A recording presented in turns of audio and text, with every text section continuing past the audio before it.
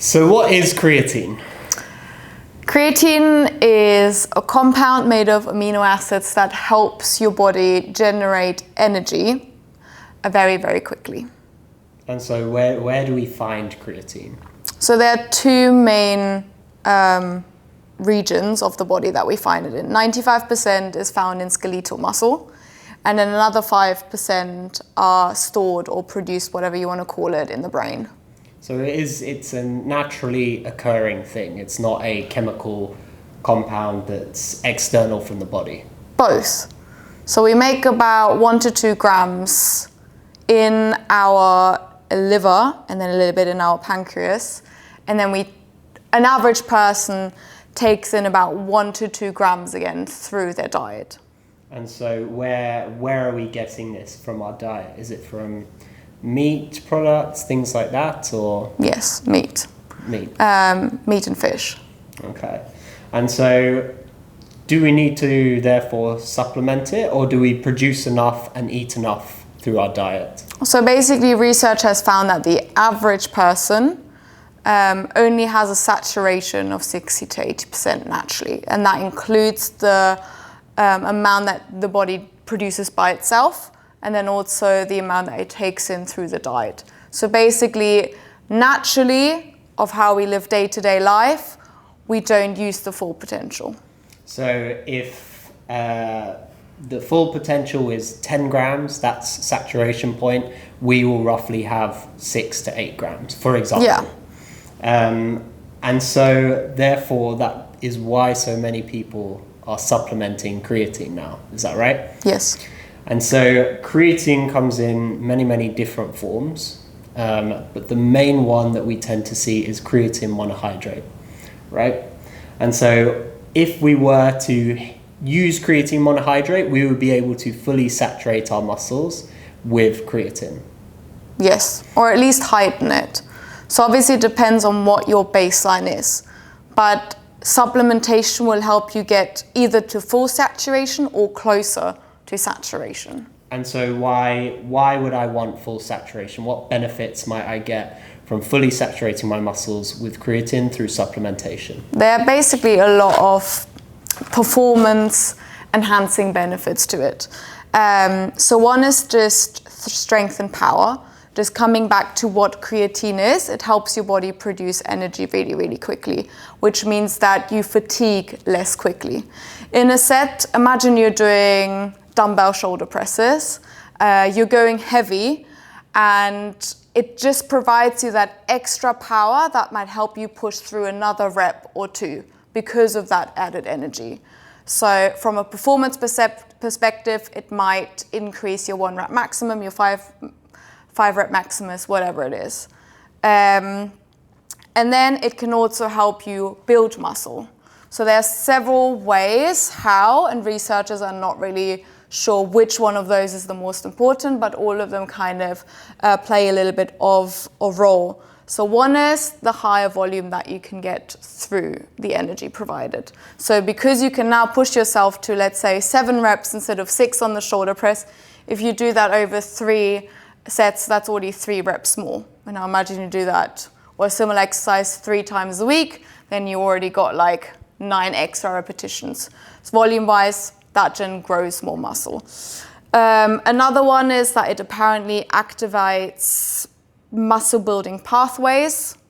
Mm-hmm. Another one is that it reduces muscle damage and inflammation, which means you can recover more, which might then also mean that you can again push yourself a little bit more in that next session, or even do the next session quicker, so you get more workouts in a week, which again increases volume, which can then lead to muscle growth. And the last one is that it swells your cells through water. So water is being pushed into the cell, which then makes it bigger, and according to research, that then activates something in your body that it wants to grow the muscle so that there's more space for that water in that cell.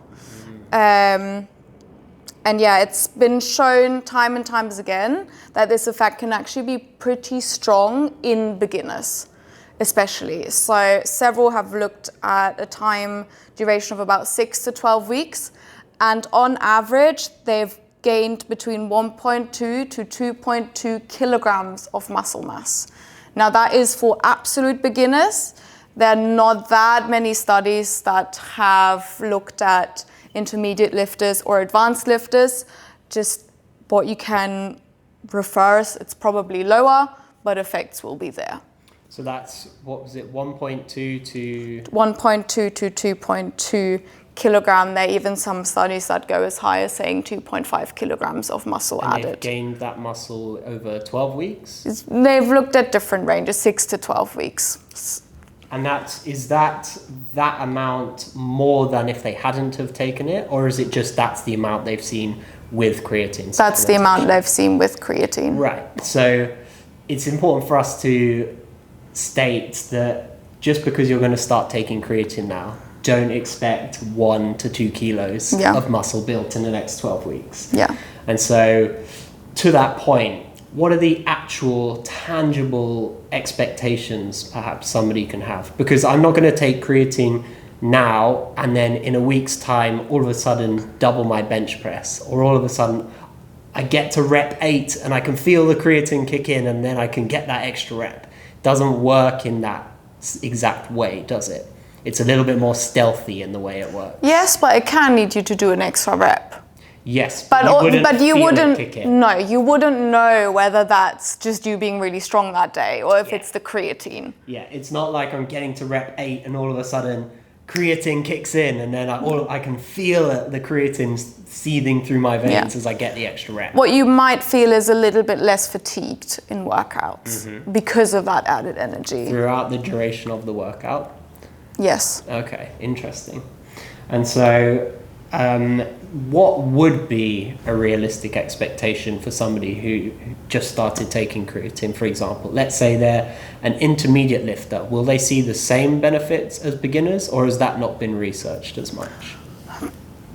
There's been a little bit, there's a little bit of research on it, but not full-on research papers. So it's been mentioned here and there in the discussion part of the paper.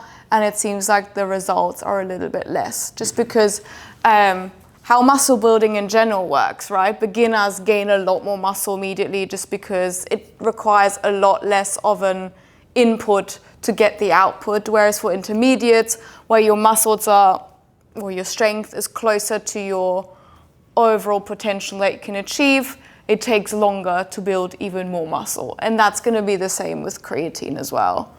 But we'd still probably recommend it to people if their primary goals were to get stronger and build or retain more muscle.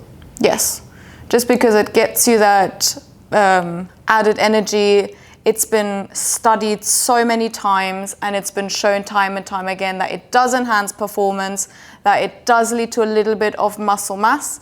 And a little bit of an anecdotal one, if you just look at newspapers, a lot of athletes take it as well. So if it's good enough for athletes, it's probably good enough for the general public. Yeah, I think there is so much irrefutable evidence, scientific papers, again and again and again, and there is almost no other supplement on the market that has that level of research behind it. And you almost just have to blindly put your hands up and say, trust the science. This has been proven in multiple different ways, in multiple different populations.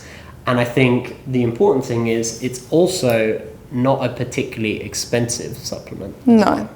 Most of the time, I mean, it depends on, can you call it the manufacturer, but it's around 10 to 20 pounds, which probably lasts you 3 to 4 months. And you take it every day. So that's actually pretty good value for what you get. Yeah. And so are there any people in particular who should be looking at creatine supplementation? Because obviously we mentioned before, people get creatine through meat products. So would it be wise for us to then say to people who don't consume any meat products to definitely look into creatine supplementation? Yes, 100%. And there's been research done on that as well. And every single study that I've looked at said it's super, super important for vegans because they have a lower baseline to begin with. So while the average person might have 60 to 80% saturation, it's probably closer to maybe 40 to 60% for vegans and vegetarians. So what they've actually shown is that it has a super compensation effect with vegans and vegetarians compared to omnivores.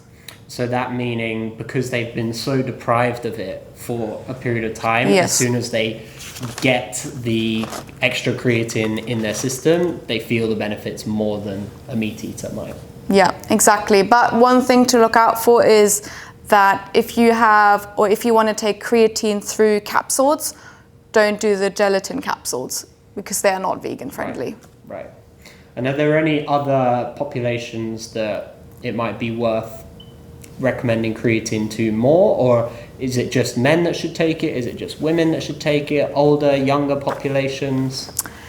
Everyone can benefit from it, but research has also proposed that women should definitely take it because we also have a lower baseline of creatine in our system, and also because of menopause, our levels decline quite drastically from that point onwards. So just because of that, it's super important for women to take it. And so particularly then women should be looking at creatine supplementation.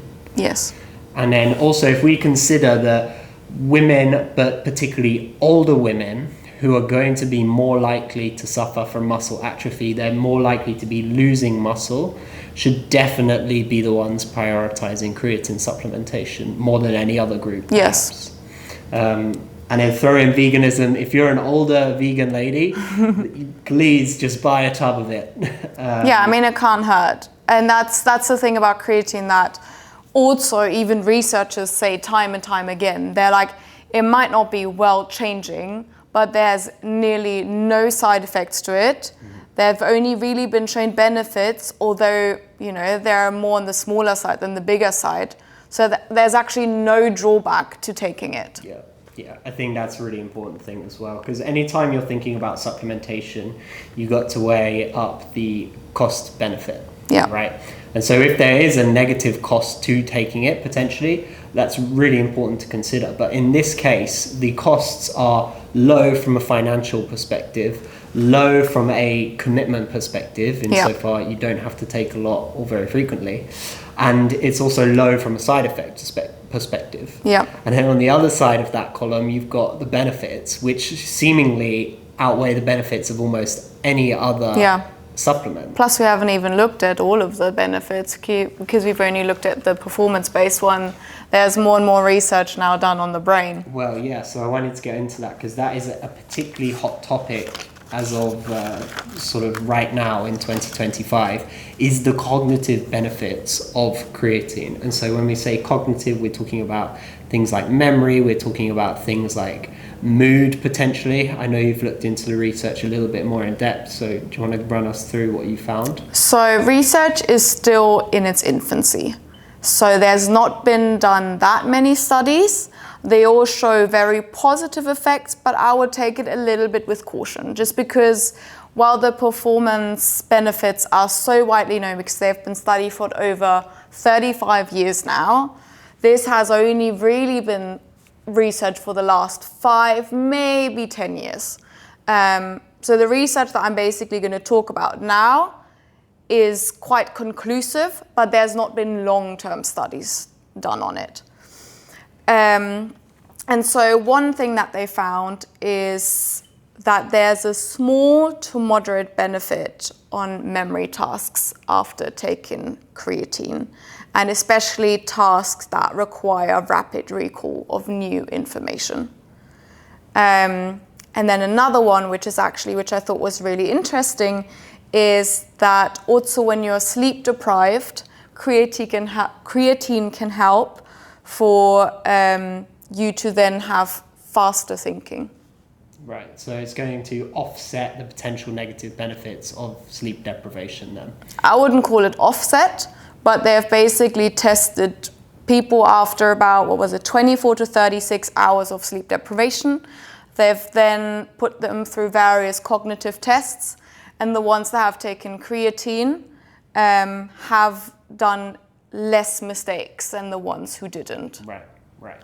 So nothing will substitute for the sleep deprivation, No. but in the instance where you can't avoid it, supplementing with creatine will actually help. Yes. What I thought was interesting is that it didn't go that much into depth how much creatine they've taken before, or for how long. So it might take 2 weeks of creatine supplementation for this to be seen, or just one big load that wasn't fully... Right. So it's not like you can say conclusively, okay, if you've had bad sleep, take 20 grams of creatine and you'll be fine. There's still a little bit of murkiness in terms of the efficacy and the dosage required. Because there's only been done one study. Right. Which there could, in the near future, there could be another study saying the exact opposite. Mm-hmm. And so there's also some mood effects as well from creatine, right? Yes, so mood in the sense of depression. So that's the first thing that they looked at, because there's first evidence that it's generally good for cognitive behavior or cognitive skills. They were like, okay, what about depression and stuff like that? And basically what happens, according to the scientists, when you're depressed is that you have an energy shortfall in your key brain regions. And apparently creatine can refill or can help refill that energy tank. And that has been shown through brain imaging. And basically one study, which was done in 2012, so it's been a little while, they gave 5 grams of creatine to all their test subjects. And what they have seen,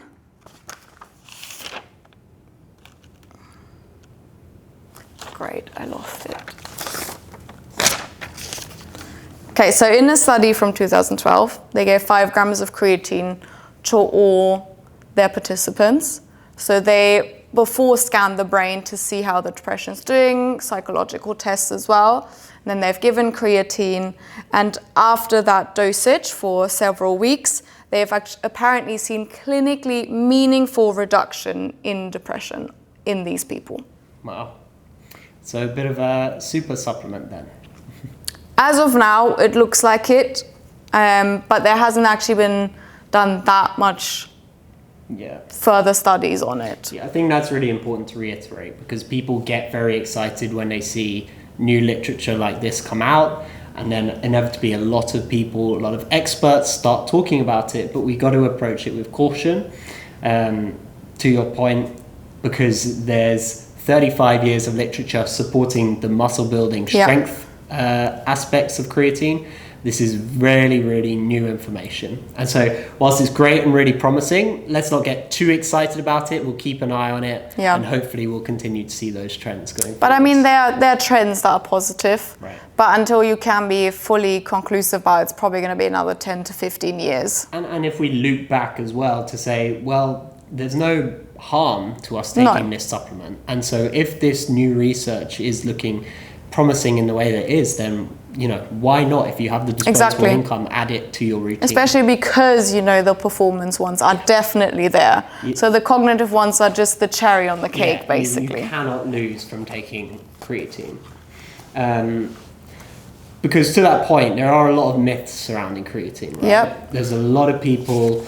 There was a big thing, I remember, it was in the sort of mid 2010s, 2015, 2016. A lot of people were talking about creatine, and particularly how it impacted their hair loss. And so these were either random anecdotal things people were saying, but was there any actual solid research to back up that myth? No. So there was one study done apparently around the 2000s that indicated that creatine can increase a derivative of testosterone. And that's been time and time proven to lead to hair loss. Right. And since then, that kind of myth has just swept over social media and everywhere. And for a long time, there was actually no research done in it, probably because if you want to get funding, you had to think about bigger things. But now in 2025, there was actually a study done on 38 resistance-trained men, so only men, no females. They were given 5 grams of creatine for a few weeks, and the other half was given the placebo. And they've done a lot of really in-depth, I don't know how you call it, assessments of the hair. You know, when you have this little, I don't know, you have this machine that kind of spots every single millimeter of your hair, of your scalp, to see how much hair you have. And they have basically proven that there was no change in hair whatsoever, except what you would expect naturally to occur. And they also found no change in that derivative of testosterone, so it wasn't heightened. But again, that's only one study, but it seems very positive.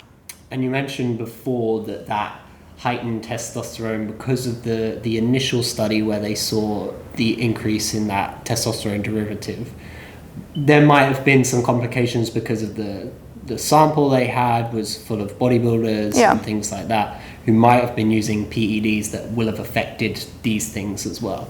And so the bottom line is people shouldn't be worried about losing their hair if they start taking creatine. Because especially if it would be a phenomenon that would be true, then it would have been researched a lot more. But also we would hear it nowadays still in the media, which we don't. Yeah, it also mechanistically doesn't really make any sense. There's not really, doesn't seem to be much association between those two things. Yeah, because it really only has something to do with the energy system in our body. So it doesn't actually increase testosterone? There's no studies show that. No. Okay. So some studies show a slight increase, but then they say that's most likely just because of the resistance training that they've been doing. Right. Rather than the creatine doing it. You're not taking creatine to increase your testosterone, you are just simply using it to get that extra energy pathway firing on all cylinders. Another common one, as silly as it sounds, is, you know, perhaps creatine might make you fat. It might make you gain weight in the areas that you don't want to. Yeah, so yes and no. So studies have shown that it can lead to weight increase in the short term, but that's only because of water retention. So especially if you do, we'll get into that a little bit later, but if you high dose it at the beginning to get that saturation more quickly, your body holds on to a lot of water, and that then spikes the number on the scale. But there's been studies done, and they say that at least after a maximum of 5 to 10 weeks, that's completely gone again. So it is really just water, it is not fat. And is that water, am I going to look bloated in the mirror with that water increase at the beginning, or is that intramuscular water? It's in the muscles. So I'm not going to wake up all of a sudden looking sort of watery and bloated. No. I'm going to hopefully look in the mirror and see a little bit more potential fullness in my muscles. Yes. Great. And then the final thing, you know, we've kind of already answered this, but a lot of people will talk about, does this affect my kidneys? Am I going to have any kidney problems processing the extra creatine supplementation? So far, research says no, there's nothing been found at all. So it just kind of confirms what we've already been saying so far, insofar that the costs of this supplement are very, very low. Yes. And so we covered the primary benefits: muscle building, strength building. One thing we didn't mention, but we'll only touch on it briefly, is it should improve endurance as well. But the research is slightly more limited on that than muscle building. It's more focused on elite athletes. So they've done sprinting tests or with footballers and with rugby players, and it showed a positive effect. But it was a lot harder, maybe they're out there, but for me it was a lot harder to find them on, let's call it, normal people taking it for endurance reasons. So a list of benefits is muscle building, muscle strength increases, improved endurance, the early stages of cognitive improvement from a memory perspective. It's improving your cognitive function after sleep deprivation, potentially. It's also potentially improving your mood as well. Yeah, and it might improve recovery. as well. And it may improve recovery, hence why you're able to get stronger and build muscle more easily. Yeah. And so I think I want to round out this area and kind of give people realistic expectations, because we've just listed that out and it sounds like we are selling this magic pill. So it's not like that though, is it? It's not like all of a sudden I start taking creatine and next week I'm Hulk Hogan. Next week I'm the world's strongest man. Next week my biceps are bursting through my shirt. Like, it doesn't work that way, does it? No, most of the time it's shown about a 10 to 15% increase in 1 rep maximum on average. Over what duration? 6 to 12 weeks. And so if you can do a 100 kilo bench press, you might be able to rep 110 now for 1 rep. Which isn't beyond the realms of possibility without creatine supplementation as well. So you'd hope to see some improvement. So I often have guys or girls come in and they've started taking creatine and they're looking in the mirror and they're thinking, oh my God, this creatine's really working. That is more of a placebo effect than it is literally the creatine having an effect. Is that it's right? a great effect though. Well, yeah. Even if it's placebo, if 100%. you feel like you can do it, I mean, the research has also shown if you just think you can do something, that positive mindset in your brain can make you lift more. So if you want to take that mindset, please do, because it's going to be good. Absolutely.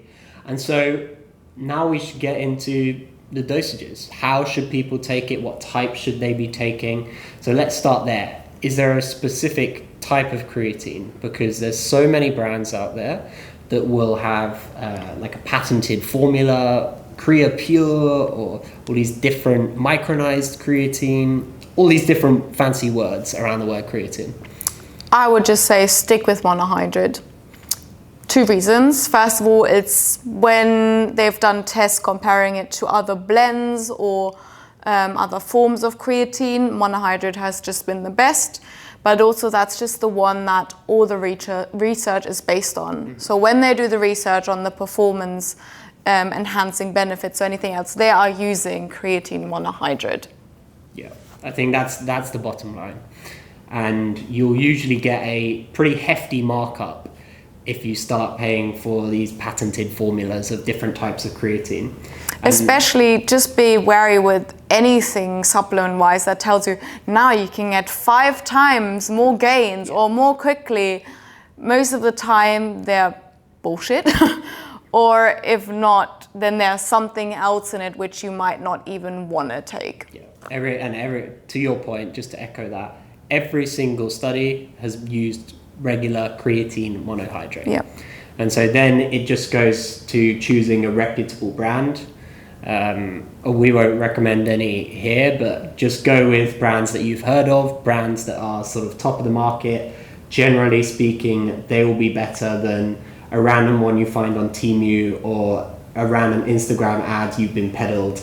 Probably avoid those, because there was a recent scandal actually about creatine gummies. I don't know if you saw this. There was a brand that had been selling creatine gummies, really delicious, but they went through some testing and they realized the dosage of the creatine within each gummy was much lower. I think there was no creatine. It was almost lower, so they were almost getting sold just sweets, so gummy sweets that had almost no creatine in it. And so you want to be wary of newfangled things like that and just stick to the tried and true basics, which is a pretty good heuristic for fitness in general. Yeah, but especially because creatine in itself is pretty unflavored and it's pretty bland or neutral, just putting it into either water or a yogurt or something, you don't need to make it taste nice because it doesn't have a terrible flavor to begin with. And so then we get on to dosages. Should everyone take the same dose? What does the research say in the amount we should be taking? And is there such a thing as a loading phase, which it says on the back of a lot of the supplements? So there are 2 ways. So a loading phase can be great, which is that you take 20 grams of creatine for 5 to 7 days, and you always take them in increments of 5 grams. So in a day, that would be 4 times 5 grams.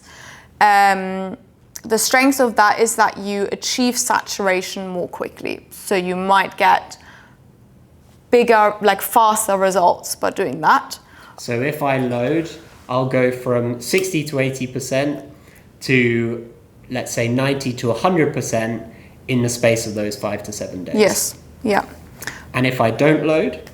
If you don't load, you can just do the standard dosage, which is around 3 to 5 grams every single day. And is that the same for everybody? Should everybody stick to 3 to 5?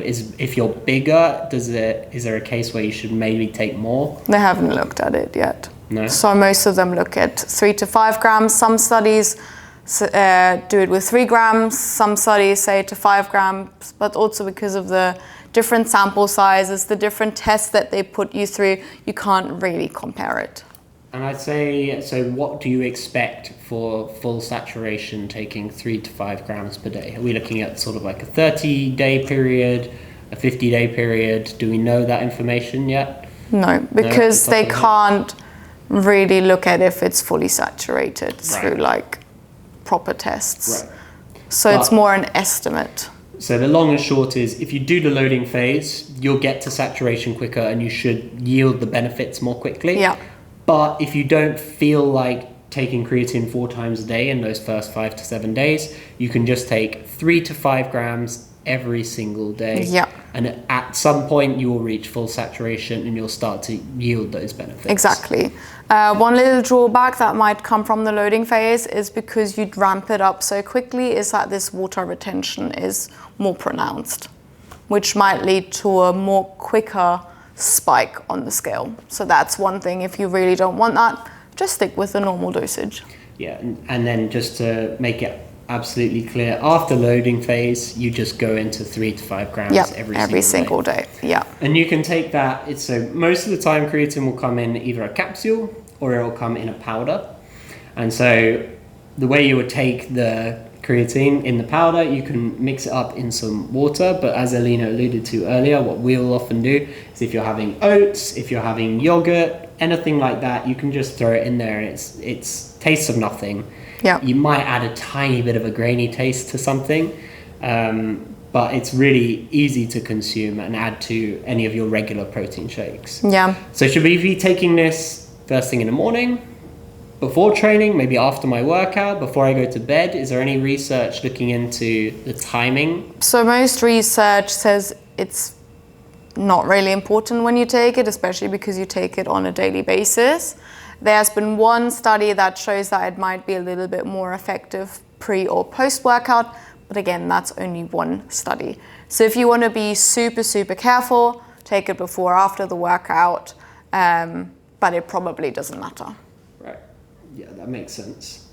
And I would say in terms of the dosage, I know it's not been looked into from a research perspective, but it probably makes more sense if you are a heavier, more muscled individual, you probably will need a higher dose. So if you're looking at that 3 to 5 gram range, you might think, okay, I'll err more on the side of the 5 grams, and then perhaps if you're slightly smaller and less muscled, you might want to look at the lower end. Yeah, especially because they've looked at people taking dosages of 30 grams a day for more than 6 months, and there was no negative side effects on that. So you don't have to worry if you take 5 grams a day that you're going to overdose or have negative side effects. And is that the same for the cognitive benefits as well?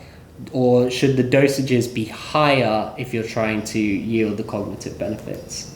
So I know that for the normal cognitive benefits, they've looked at the same one. But for the depression one, if I recall it correctly, I'm not 100% sure, I think they work with 15 grams per day. So that was higher. But again, if you are dealing with depression and you're thinking about taking creatine, always ask your psychologist first. Yeah, and I think there's a lot of noise of a lot of people who are talking about the cognitive benefits. There's a lot of discussion around higher dosages, but I'd say there's not been too much into that. So if you feel like doing a higher dose, there's no risk in doing so, besides you're going to burn through your tub a little bit more quickly. But also most of the higher dosages are with regards to mental diseases. Right. So that's when they load it to like 15 to 20 grams a day. If it's just normal improvement in memories, they mostly use the normal dosage. That is everything we kind of know about creatine up until this point. I'm sure there's going to be a ton more research in the next 5 to 10 years, particularly pertaining to mental health, cognitive benefits and things like that. But for now, it seems like a pretty safe supplement to take, a pretty cheap supplement to take as well, and a pretty easy one too. Yeah, I think it's not a must, but it's the one supplement I would recommend everyone taking.